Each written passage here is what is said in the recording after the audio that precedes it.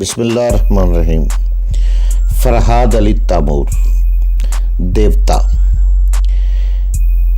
ایک بہت ہی اچھا داستان، ایک ایسے نوجوان کی کہانی جس کی صلاحیتوں نے دنیا بھر کے طاقتور ملکوں اور انسانوں کو دھول چٹا دی۔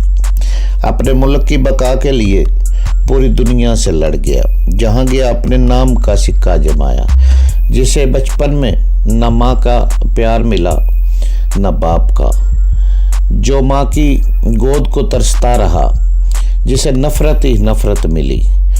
تو جناب اس کی طرف چلنے سے پہلے آپ پلیز چینل کو سبسکرائب کریں، لائک اور شیئر کریں تاکہ ہر آنے والی قسط آپ کو فوری مل سکے۔ دیوتا فرحاد علی تیمور، قسط نمبر 201۔ اس کے کہکوں کی آواز سنائی دی۔ معلوم ہوتا ہے کہ بہت ہی قدیم جنگلی قبیلے سے تعلق رکھتے ہو، اس لیے تمہارا یہ عقیدہ میرے لیے بے ضرر ہے، لہذا میں اسے مان لیتا ہوں۔ تم انتظار کرو، میں ابھی بتاؤں گا کہ میں نے اپنا رومال کہاں رکھا ہے۔ میں انتظار کرنے لگا، اتنی دیر تک اس سے گفتگو کرنے کے بعد اس بات کا اندازہ ہوا کہ وہ تنہا ہمیں کنٹرول کرنا چاہتا ہے، یا تو اس کے دوسرے ساتھی نہیں ہیں، یا اگر ہیں تو وہ اندھیرے میں اس کی طرح بول نہیں چاہتے، اور وہ کسی بھی آتشین اسلحہ سے اس طریقے میں ہمارا نشانہ لے سکتے ہیں۔ لہذا آج کی رات صرف اسی ایک اجنبی سے نپٹنا ہوگا۔ تھوڑی دیر بعد اس کی آواز سنائی دی۔ تمہارے اور تمہاری بیبی فرینڈ کے ٹھیک سامنے تقریباً چند قدم کے فاصلے پر ایک درخت ہے، میں نے اپنا رومال رکھ دیا ہے، جاؤ تم میرے رومال سے اپنا رومال ملا لو، میں دیکھنا چاہتا ہوں کہ تمہارے عقیدے میں کتنی سچائی ہے۔ میں نے سونیا کو آواز دی، اس سے اشارتاً کہا، جاؤ سونیا، ہمارے دستور کے مطابق پہلے عورت کو وہ رومال اٹھانا چاہیے، اسے سونگ کر دیکھو کہیں اس میں رومال والے پسینے کی بو تو نہیں ہے۔ یہ کہہ کر میں اس بات کا انتظار کرنے لگا کہ دیکھیں اب سونیا کیا کرتی ہے۔ ویسے تو میں نے واضح طور پر اشارہ دے دیا تھا کہ اس اندھیرے میں اب وہی اپنی صلاحیتوں کا مظاہرہ کر سکتی ہے۔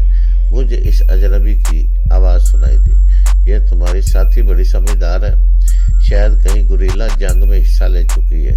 یہ ہاتھوں میں اسٹین گن لیے زمین پر اوندے لیٹی ہوئی بڑی پھرتی سے رومال کی طرف رینگتی جا رہی ہے۔ میں اس کی ایک ایک حرکت دیکھ رہا ہوں۔ اب وہ رومال اٹھا کر درخت کے پیچھے چلی گئی ہے۔ ہاں چھپ کر دیکھ لو، سونگ لو، میں نے بولڈون کی خوشبو لگائی ہے، وہی خوشبو تمہیں رومال سے ملے گی۔ اس کے جواب میں سونیا کی آواز سنائی دی، واقعی بہت اچھی خوشبو ہے، اب یہ خوشبو تمہارے ساتھ ہی گرے گی۔ اگر تم اندھیرے میں دیکھ سکتے ہو تو میں بھی تمہیں اندھیرے میں دیکھ کر فائرنگ کر سکتی ہوں، چلو اب سنبھل جاؤ۔ یہ کہتے ہی اس نے اسٹین گن کا ایک برسٹ مارا، اس کے ساتھ ہی اس اجنبی کی چیخ اور گھراہٹ سنائی دی۔ اس کے چیخنے کے دوران ہی میں نے سونیا کو دوڑتے ہوئے قدموں کی آواز سنی۔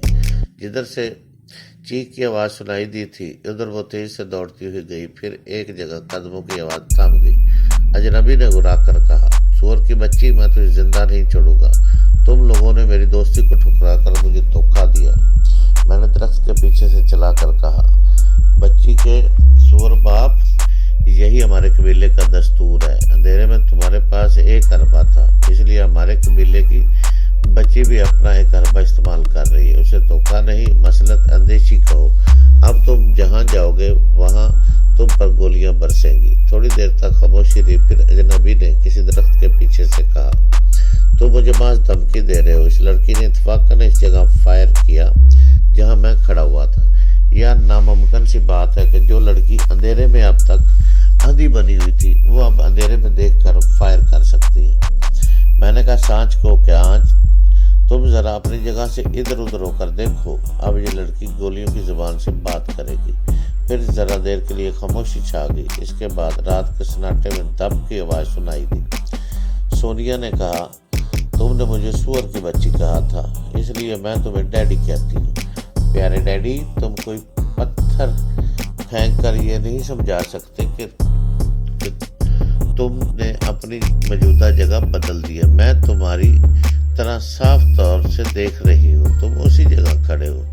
सोनिया अब उसे तासर दे रही थी कि वो भी अंधेरे में देख रही है। हालांकि वो सिर्फ बूढ़ सूंघकर उसकी मौजूदा पोजीशन को समझ रही थी। उसने फिर कहा, सुनो, मैं ज्यादा देर इंतजार नहीं करूंगी, 10 तक गिनूंगी। अगर तुमने अपना रिवॉल्वर मेरी तरफ ना फेंका तो मैं लगातार फायर करती हुई तुम्हारे सामने पहुंच जाऊंगी। तुम्हें रिवॉल्वर इस्तेमाल करने का मौका नहीं मिलेगा। 1 2 3। वो ठहर ठहर कर गिनने लगी। गिनती 6 तक पहुंची तो अजनबी ने फैसला कर लिया कि रिवॉल्वर नहीं फेंकेगा। वो यही समझ रहा था कि उसे बेवकूफ बनाया जा रहा है। लिहाजा सोनिया के साथ कहते ही वो कांटे की तरफ भागने लगा। उसके दौड़ते ही कदमों के साथ ही फायरिंग शुरू हो गई। फिर इस अजनबी की चीख सुनाई दी। तब से उसके गिरने की आवाज आई और मैंने आवाज की सिमत टार्च रोशन कर दी। वो जमीन पर औंधा पड़ा तड़प रहा था। रिवॉल्वर उसके हाथ से छूटकर उससे जरा दूर एक छोटे से पत्थर के पास पड़ा हुआ था। वो जख्मी दरिंदे की तरह उड़ाते हुए इधर से उधर देख रहा था। जब टार्च रोशन हुई और उसे रिवॉल्वर नजर आया तो वो जमीन पर खिंचता हुआ रिवॉल्वर की तरफ बढ़ने लगा। इस वक्त तक मैं भी बढ़ता हुआ उसके करीब पहुंच गया। मैंने उसके मुंह पर एक ठोकर मारी। वो जंगली भैंसे की तरह डगराता हुआ एक तरफ उल्ट गया। मैंने फौरन टार्च बुझाकर रिवॉल्वर को जमीन से उठा लिया। जब टार्च बुझाने के बाद दोबारा तारीकी फैल गई तब मैंने एक खास बात देखी। इस अजनबी की आंखें अंधेरे में जंगली बिल्ले की तरह चमक रही थी। मैं तो यही समझ रहा था कि उसने साइंसी इजाद की हुई अंधेरे में देखने वाली ऐनक पहन रखी है, लेकिन वहां तो उसकी आंखें ही बता रही थी कि वो अंधेरे में देखने की कुदरती सलाहियत रखता है। मैंने उसे एक हल्की सी ठोकर मारकर कहा, उठो जंगली बिल्ले, अपने आदमियों से कहो कि काटी का लैंप रोशन कर दे। वो तकलीफ की शिद्दत से कराहते हुए बोला, मेरी दोनों टांगों पर गोलियां लगी हैं, मैं उठ नहीं सकता। कोई बात नहीं, पहले अपने आदमियों से लैंप रोशन करने के लिए कहो, फिर वो तुम्हें उठाकर कांटे में ले जाएंगे। वो दोनों हाथ जमीन पर टेक कर बैठ गया। फिर बुलंद आवाज से मुकामी जबान में कहने लगा। मैं मुतमिन था कि सोनिया इसकी बातों को समझ रही है। वो कुछ कहने के बाद फिर मुझसे मुखातब हुआ, मिस्टर, यहाँ के लोग अंग्रेजी जबान नहीं समझते, इसलिए मैंने इनकी ज़बान में इन्हें समझाया है। वो तुम्हारे हर हुक्म की तामील करेंगे। मेरा ख्याल है तुम ये ज़बान समझते होंगे।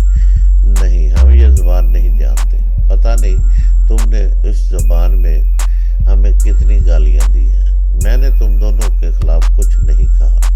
मुझ पर एतमाद करें ज़रूर, हम तो एतमाद कर रहे हैं, मगर ये भी समझ लो कि हमारा एतमाद तुम्हें बहुत महंगा भी पड़ सकता है। दूर कांटे में जब लैंप रोशन हो गया तो सोनिया ने मुझसे कहा, अब इसके आदमी उसे उठाने आएंगे, लिहाजा हम इससे ज़रा दूर खड़े रहेंगे और आप तुम इधर चले जाओ। मैं सोनिया के पास आ गया। वो इस जख्मी से ज़रा दूर हटकर एसकी से बोली। ये कबख्त मुकामी ज़ुबान में कह रहा था कि लैंप रोशन करने से पहले 2 आदमी स्टेन गन लेकर गाड़ी के अंदर छुप जाएं। अब लैंप रोशन हो चुका है, वो आदमी यकीनन वहाँ छुपे होंगे। अब बताओ क्या करना चाहते हो। मैं गाड़ी की तरफ देखने लगा। वहाँ से 4 आदमी स्ट्रेचर लेकर अपने जख्मी साहब को उठाने के लिए आ रहे थे। मैंने भी एसपी से कहा, करना क्या है, इन 2 चूहों को उनके बिल से निकालना है। सोनिया ने मेरे बाजू से लगकर पूछा, क्या मैं ये जाहिर कर दूँ कि मैं इनकी ज़बान जानती हूँ?